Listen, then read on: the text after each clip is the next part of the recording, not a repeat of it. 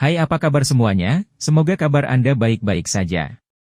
Terima kasih karena sudah memberikan support dan juga kesetiaan Anda untuk membangun channel Codot Film. Yuk kita lanjutkan alur ceritanya, sambil siapin kopi dan cemilan, setting suara volume full. Gasken, susunan suara gelombang tikus. Dua sosok manusia perlahan turun dari udara, mendarat di peron. Sosok yang muncul adalah Xiao Yan dan Nalan Yanran. Mereka yang terakhir tiba. Kemunculan kedua orang ini tentu saja menarik cukup banyak perhatian dari mereka yang hadir. Banyak tatapan melesat ke arah kedua orang ini. Namun, kebanyakan dari mereka, kecuali sedikit, tidak mengenal Xiao Yan dan Nalan Yanran. Meskipun nama Xiao Yan telah menyebar jauh karena dendam baru-baru ini dengan Wind Lightning Pavilion, masih ada sedikit celah antara dia dan Nona Feng, Tang Ying, dan individu luar biasa lainnya dari generasi muda di hati beberapa orang. Xiao Yan tampaknya tidak merasakan tatapan ini. Matanya menyapu tempat itu. Setelah melihat ada hampir 20 sosok yang hadir, hatinya tanpa sadar sedikit terkejut. Tidak disangka kecepatan orang-orang ini begitu cepat. Dia tidak dapat menyusul mereka meskipun melakukan perjalanan sepanjang malam.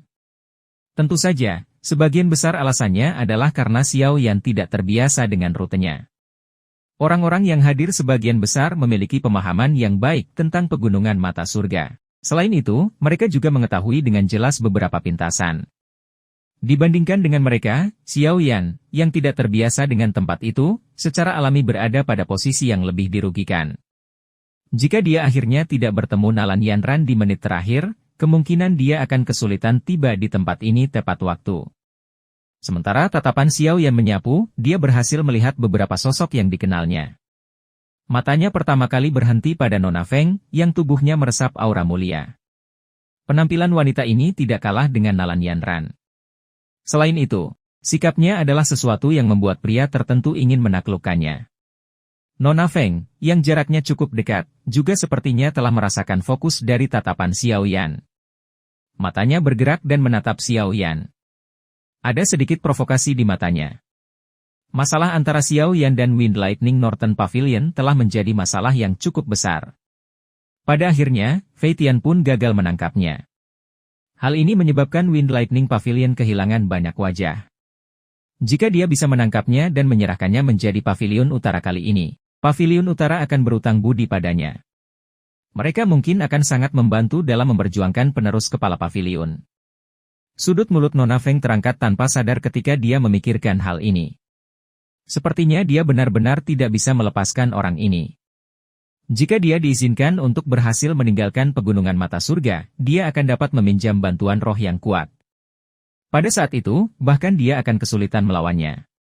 Karena kamu telah menyerahkan dirimu kepadaku, Nona ini akan menerima kamu begitu saja. Xiao Yan secara alami tidak dapat mengatakan apa yang wanita ini pikirkan di dalam hatinya. Bahkan jika dia menyadarinya, dia hanya akan mengejek. Mungkin dia memang takut pada orang-orang tua dari Wind Lightning Pavilion. Namun, hanya ada sedikit orang dari generasi yang sama yang bisa memaksanya ke dalam kondisi yang sangat menyedihkan. Paling tidak, dia belum pernah bertemu seseorang sejak dia pertama kali memulai pelatihan. Tatapan Xiao Yan beralih dari Nona Feng sebelum berhenti di dua sosok lainnya.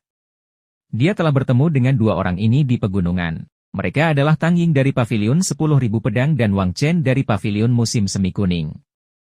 Tang Ying tersenyum dan sedikit mengangguk saat dia merasakan mata Xiao Yan. Di sisi lain, wajah Wang Chen tampak gelap. Matanya terlihat dingin. Dia sepertinya tidak menyukai Xiao Yan. Xiao Yan juga mengangguk ke Tang Ying dan benar-benar mengabaikan Wang Chen. Dia akan menarik pandangannya ketika sudut matanya tiba-tiba menangkap sosok berwarna hijau. Gadis ini tampaknya yang termuda di peron. Dia mengenakan pakaian hijau dan mata cerdasnya yang berair tampak sangat imut. Wajahnya yang bergerak masih samar-samar mengandung kelembutan dan kenaifan. Dia benar-benar tidak cocok dengan lingkungan sekarang. Hati-hati dengan gadis itu. Dia tidak sesederhana seperti yang terlihat di permukaan. Sebuah suara lembut keluar dari mulut Nalan Yanran di sampingnya sementara Xiao Yan sedang mengamati gadis itu. Mengapa? Xiao Yan berbicara tanpa mengubah ekspresinya. Ketika Xiao Yan dan Nalan Yanran memasuki peron, pria tua kecil di dekat tangga batu juga melirik yang pertama. Segera, dia berkata dengan lambat, aku yang dulu adalah pemimpin suku dari suku tikus penelan emas, Jinsi. Karena kalian semua sudah sampai di tempat ini, menurutku tidak ada dari kalian yang orang biasa. Anda harus menyadari dengan jelas bahwa hanya dengan melewati pos pemeriksaan yang telah kami tetapkan, Anda akan dapat memperoleh 8 tempat tersisa. Ada 2 tikus besar dengan rambut emas gelap di kedua sisi Jinsi. Ukuran kedua tikus penelan emas ini sangat besar. Apalagi, ada kecerdasan dan kesadaran yang tidak kalah dengan manusia yang berkedip-kedip di mata mereka. Kedua tikus penelan emas ini jelas peringkat 6 dan harus menjadi 2 yang dipilih lainnya untuk memasuki kolam darah gunung surga kali ini. Selama mereka bisa menerobos kelas Dou Huang dan menjalani kesengsaraan petir, mereka akan dapat berubah menjadi bentuk manusia dan menjadi anggota inti sejati dari suku tikus penelan emas. Hanya suara lemah Jinsi yang terdengar di peron. Meskipun lelaki tua ini mungkin terlihat sangat lemah, tidak ada yang berani menyinggung perasaannya. Selain Xiao Yan, kemungkinan semua orang yang hadir akrab dengan nama ini Jinsi. Saat itu, orang tua ini telah mengungkapkan kekuatannya dalam pertempuran besar untuk kolam darah gunung surga. Bahkan Fei Tian dan iblis tua setingkatnya tidak dapat mengalahkannya. Dari sini, orang bisa tahu seberapa kuat kekuatan orang ini. Tatapan Xiao Yan berhenti di tubuh Jinsi. Sesaat kemudian, dia sedikit merajut alisnya.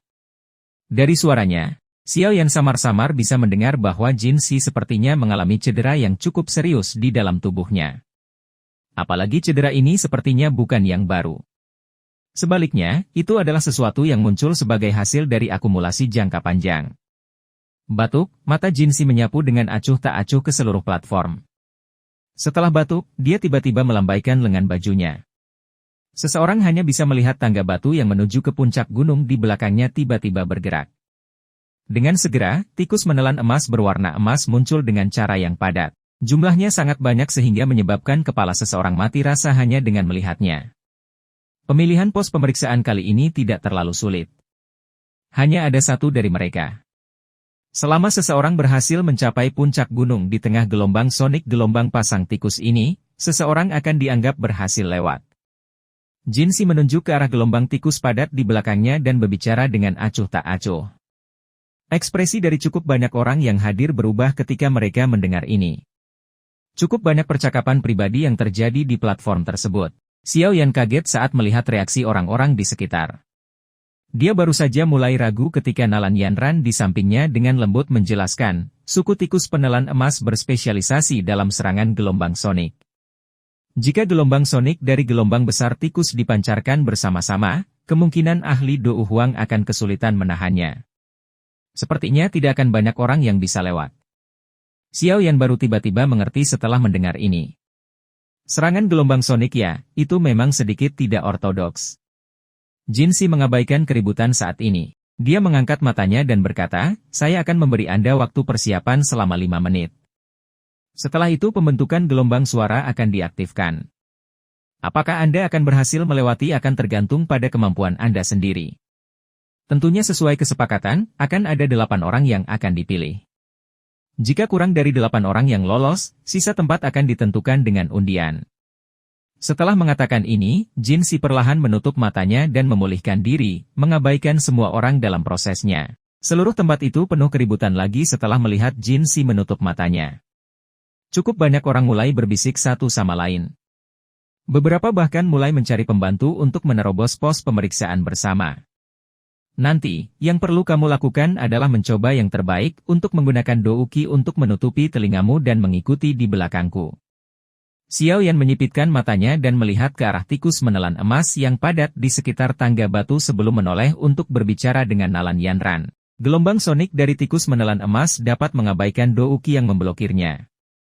Begitu memasuki pikiran seseorang, itu akan menyebabkan orang tersebut merasakan ilusi atau pusing. Seseorang akan kesulitan untuk mempertahankannya. Saat itu, yang perlu Anda lakukan hanyalah menjaga diri sendiri. Sesampainya di tempat ini memang sudah hampir batas saya. Semua orang di sini luar biasa. Akan sangat sulit jika saya bersaing dengan mereka. Nalan Yanran merenung sejenak di hadapan niat baik Xiao Yan sebelum dengan lembut menggelengkan kepalanya dan menjawab. Xiao Yan mengerutkan kening saat mendengar ini. Tidak disangka gelombang Sonic Gold Swallowing Mouse ini sebenarnya sangat merepotkan. Segera, Dia bertanya, bagaimana kita bisa melawannya? Seseorang dapat mengandalkan Douki yang kuat dan dengan kuat menahannya dalam menghadapi serangan gelombang sonik oleh suku tikus penelan emas. Sebagai alternatif, seseorang juga dapat menggunakan teknik Dou gelombang sonik untuk melawannya. Namun, suku tikus penelan emas adalah ahli yang lahir secara alami dalam serangan gelombang sonik. Sepertinya serangan Sonic Wave biasa akan mengalami kesulitan mengisi daya melalui susunan suara gelombang mouse. Nalan Yanran dengan ragu menjawab. Sonic Wave Do Teknik Wei, Xiao Yan bergumam pelan. Matanya sedikit cerah ketika dia mendengar ini. Selain Tiger Gold Shattering Roar secara kebetulan adalah teknik Dou tingkat tinggi.